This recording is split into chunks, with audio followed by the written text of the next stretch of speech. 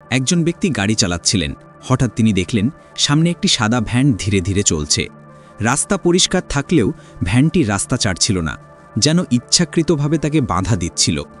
লোকটি জরুরি কাজে যাচ্ছিল, তাই সে বারবার হর্ন বাজিয়ে দ্রুত যেতে বলল। কিন্তু লোকটি যত বেশি তাড়া করছিল, ভ্যানটি তত ধীর গতিতে চলছিল। লোকটি রেগে আবারও হর্ন বাজাতে শুরু করল। পরের মুহূর্তে ভ্যানটি হঠাৎ করে গতি কমিয়ে দিল। হ্যান্স দ্রুত প্রতিক্রিয়া না দেখালে নিশ্চিতভাবে ধাক্কা লাগত। গাড়িতে তার 2 মেয়েও ছিল, তাই সে রাগ না করে গতি কমিয়ে দিল। সে সামনের গাড়ির থেকে নিরাপদ দূরত্ব বজায় রাখল। পাশের একটি বড় লরি যখন ভ্যানটিকে পাশ কাটিয়ে গেল, তখন হ্যান্সের পেছনের সমস্ত গাড়ির লেন পরিবর্তন করল। তারা লরির লেন দিয়ে ধীরগতির ভ্যানটিকে অতিক্রম করে গেল। হ্যান্সও সুযোগ বুঝে লেন পরিবর্তন করল।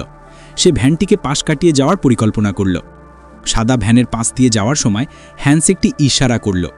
সে হাতের ইশারায় পাগল বলে ইঙ্গিত দিল। তারপর দ্রুত গতিতে গাড়ি চালিয়ে পাশ কাটিয়ে চলে গেল। কিন্তু সে জানত না এই ছোট কাজটি তার পরিবারের জন্য বিপদ ডেকে আনবে। কারণ এর কিছুক্ষণ পরেই হ্যান্স একটি পেট্রোল পাম্পে গেল। তেল ভরতে গিয়ে সে দেখল সেই ভ্যানটিও তার পেছনে এসে থামল। হ্যান্স এই বিষয়ে কিছুই জানত না। সে শুধু টয়লেটে গিয়েছিল। বেরিয়ে এসে সে দেখল ভ্যান চালক তার স্ত্রীর সাথে কথা বলছে। হ্যান্স ভাবল লোকটি হয়তো ঝামেলা করতে এসেছে, তাই সে স্পষ্টভাবে বলল সে চাইনিজ মার্শাল আর্ট জানে। সে বলল বুদ্ধিমান হলে দ্রুত চলে যাও, নয়তো তাকে এর ফল ভোগ করতে হবে। কিন্তু লোকটি ক্রমাগত আক্রমণাত্মক আচরণ করছিল। সে ঝামেলা মিটিয়ে দিতে রাজি ছিল না। হ্যান্স নিজেকে আর ধরে রাখতে পারল না। সে তাকে একটি ঘুষি মারল। এই পরিস্থিতি দেখে তার স্ত্রী দ্রুত মেয়েদের নিয়ে দোকান থেকে বের হলো। সে স্বামীকে সাবধানে থাকতে বলল, যাতে সে কোনো ঝামেলায় না জড়ায়। কিন্তু এই মুহূর্তে ভ্যান চালকের হ্যান্সের কাছে একটিই দাবি ছিল। সে চাই হ্যান্স ক্ষমা চাক, নয়তো সে এই বিষয়টি ছেড়ে দেবে না। এই কথা শুনে হ্যান্সও খুব রেগে গেল। সে কি ভয় পাওয়ার পাত্র? সে একটি কড়া কথা বলে দোকান থেকে বের হলো।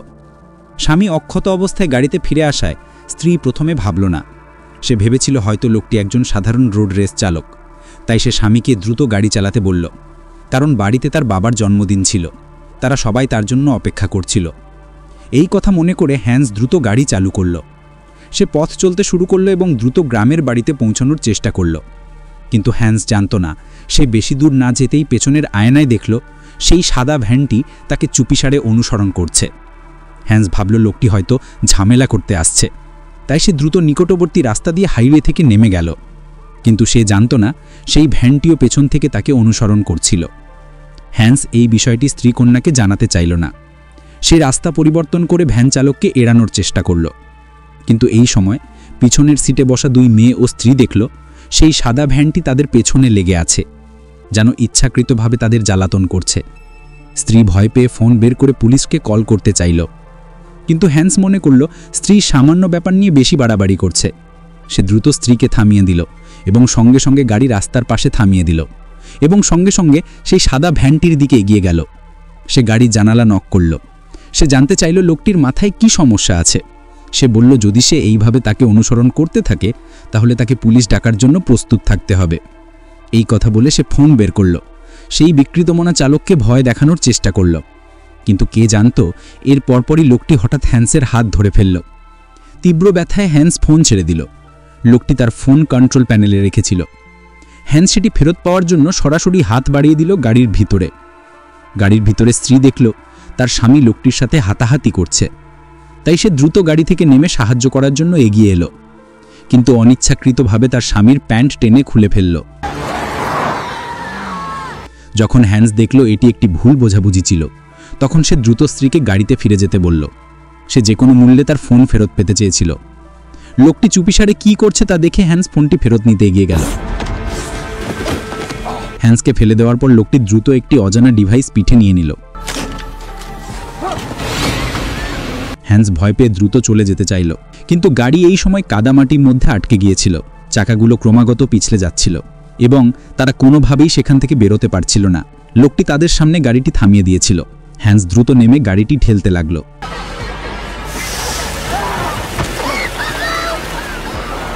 ভাগ্যক্রমে হ্যান্স আঘাত পেয়ে অজ্ঞান হয়নি। সে দ্রুত উঠে গাড়ির ভিতরে ছুটে গেল।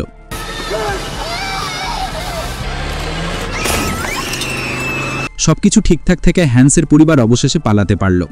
তারা এক মুহূর্তও থামল না। পাগলের মতো ছুটে চলল। পাছে বিকৃত মনা চালক আবার তাদের অনুসরণ করে। কিন্তু যদিও তারা সফলভাবে পালিয়েছিল, হ্যান্সের ফোনটি বিকৃত মনা চালকের হাতেই রয়ে গিয়েছিল। বিকৃত মনা চালকটি ফোনের ফিঙ্গারপ্রিন্ট ব্যবহার করল এবং দ্রুত হ্যান্সের ফোন আনলক করে ফেলল। তার ফোনে সে দ্রুত হ্যান্সের বাবা মায়ের বাড়ির ঠিকানা খুঁজে পেল। কিন্তু এই বিষয়ে হ্যান্স সম্পূর্ণ অজ্ঞান ছিল। এই সময় সে থানায় গিয়ে অভিযোগ করছিল। সে পুরো ঘটনা পুলিশকে জানালো। বিকৃত মনা চালকের কাছ থেকে আবারও আক্রমণের ভয়ে হ্যান্স পুলিশকে অনুরোধ করল তাদের গ্রামের বাড়িতে নিয়ে যাওয়ার জন্য। কিন্তু সে জানত না এই সময় সেই বিকৃত মনা চালকটি অলরেডি তার বাবা মায়ের কাছে পৌঁছে গেছে। রোড রেস কতটা ভয়ঙ্কর হতে পারে। লোকটি শুধুমাত্র ধীর গতিতে চলা চালককে পাগল বলে ইঙ্গিত করেছিল, যার ফলে লোকটি তার অনুপস্থিতিতে তার বাবা মায়ের উপর প্রতিশোধ নিয়েছিল। এই বিষয়ে সম্পূর্ণ অজ্ঞাত হ্যান্স এই সময় তার স্ত্রী কন্যাকে নিয়ে গ্রামের বাড়িতে ফিরে গিয়েছিল তার বাবার জন্মদিন পালন করতে। কিন্তু ঘরে ঢোকার পর তারা দেখল ঘরে বাবা মা কেউ নেই। দুই মেয়ে উপরে গিয়ে দেখতে চাইল দাদা দাদি ঘুমাচ্ছে কিনা, কিন্তু দরজা খোলার পর তারা দেখল ঘরের ভিতরে সবকিছু এলোমেলো, যেন কিছুক্ষণ আগেই একটি মারামারি হয়েছে। মেয়েটি দ্বিধা নিয়ে দাদিকে ডাকল।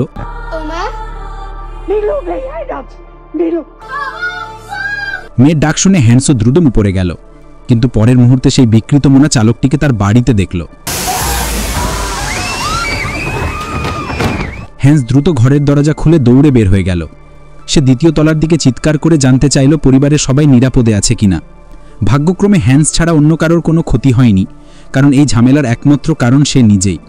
স্ত্রী যখন বলল সে দ্বিতীয় তলার দরজা শক্ত করে আটকে রেখেছে, তখন হ্যান্স বুঝল নিজেকে বাঁচাতে হলে তাকেও ভেতরে লুকিয়ে থাকতে হবে। চারপাশে বিকৃত মনা চালকের কোনো চিহ্ন ছিল না। সে দ্রুত দেয়ালের রেলিং ধরে উপরে উঠতে লাগল। মা ও স্ত্রীর সাহায্যে সে অবশেষে দ্বিতীয় তলায় উঠল এবং তার জীবন বাঁচাল। কিছুক্ষণ পর পুলিশ ঘটনাস্থলে পৌঁছালো, কিন্তু এই সময় সেখানে বিকৃত মনা চালকের কোনো চিহ্ন ছিল না।